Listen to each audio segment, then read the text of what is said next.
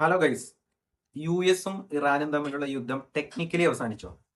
ഇത് ഞാൻ ചോദിക്കുന്ന ചോദ്യമല്ല. പല വാർ അനലിസ്റ്റുകളും ചോദിക്കുന്ന ഒരു ചോദ്യമാണ്. ഞാനിങ്ങനെ പറയുന്നത് കഴിഞ്ഞ 48 മണിക്കൂറിൽ ഡൊണാൾഡ് ട്രംപ് പൂർണ്ണമായും ബാക്ക് ഫൂട്ടിലേക്ക് പോയിരിക്കുന്നു എന്നുള്ളത് കൊണ്ടാണ്. ട്രംപിന്റെ പ്രസ്താവനയിൽ വലിയ മാറ്റം നിങ്ങൾക്ക് ഇപ്പോൾ കാണാൻ സാധിക്കും. അതായത് സീസ് ഫയർ അവസാനിക്കുന്നതിന് 48 മണിക്കൂർ മുമ്പ് തന്നെ ട്രംപിന്റെ പ്രസ്താവന വന്നിരുന്നു. അതായത് അടുത്ത 48 മണിക്കൂറിനുള്ളിൽ സീസ് ഫയർ അവസാനിക്കുവാൻ പോവുകയാണ്. നിങ്ങൾക്ക് എല്ലാവർക്കും അറിയാം 15 ദിവസത്തെ സീസ് ഫയർ യു.എസും ഇറാനും തമ്മിൽ നേരത്തെ പ്രഖ്യാപിച്ചിരുന്നു. അത് അവസാനിക്കാൻ പോകുന്നതിന് മുമ്പ് അദ്ദേഹം വ്യക്തമായ മുന്നറിയിപ്പ് ഇറാന് നൽകി. അതായത് ട്രംപ് മുന്നറിയിപ്പ് നൽകുകയാണ്. ഇറാൻ ഇവിടെ യുദ്ധം അവസാനിപ്പിക്കുന്നില്ലെങ്കിൽ അമേരിക്ക ഇറാന്റെ മേൽ നിരവധി ബോംബുകൾ ഇടുമെന്നാണ് ട്രംപ് ഭീഷണിപ്പെടുത്തിയത്. എന്നാൽ ട്രംപിന്റെ ഭീഷണികൾക്കൊന്നും ഇറാൻ വഴങ്ങുന്നതായി ഇവിടെ കാണുവാൻ സാധിക്കുന്നില്ല. അതുകൊണ്ട് അവസാനം ഡൊണാൾഡ് ട്രംപ് സീസ് ഫയർ ഇപ്പോൾ അനിശ്ചിതകാലത്തേക്ക് നീട്ടിവെച്ചിരിക്കുകയാണ്.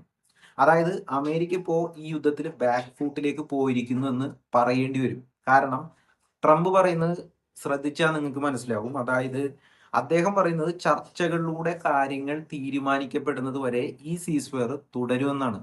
അതായത് അടുത്ത സീസ് ഫയറിന് ഡെഡ് ലൈൻ ഉണ്ടാകില്ല.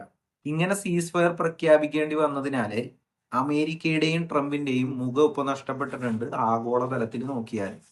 പക്ഷേ ഡൊണാൾഡ് ട്രംപ് പറയുന്നത് എന്താണ്?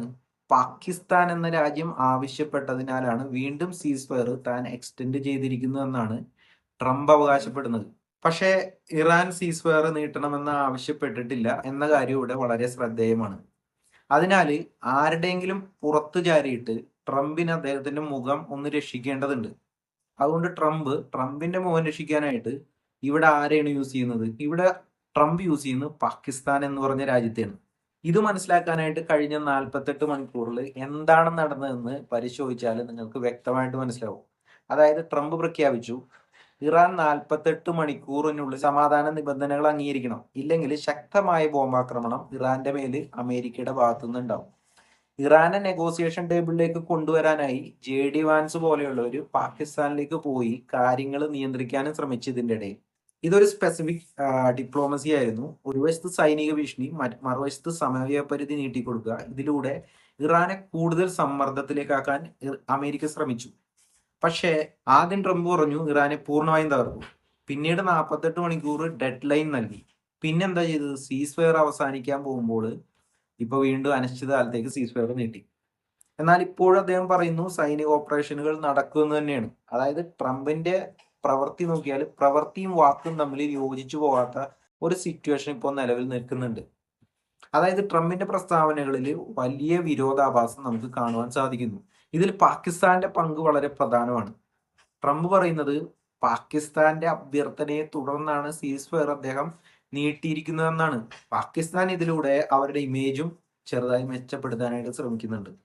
അതായത് ടെററിസ്റ്റ് രാജ്യം എന്ന ചീത്തപ്പേരിൽ നിന്ന് മധ്യസ്ഥ രാജ്യമായി മാറാനായിട്ട് പാകിസ്ഥാനോട് ശ്രമിക്കുന്നു.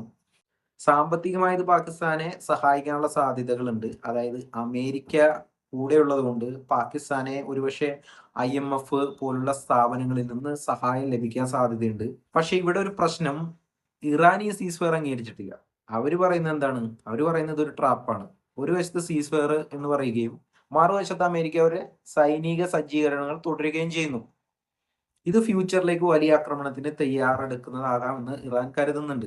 കാരണം ഇപ്പോൾ സ്ഥിതി വളരെ അനിശ്ചിതത്വത്തിലൂടെയാണ് കടന്നുപോയിക്കൊണ്ടിരിക്കുന്നത്.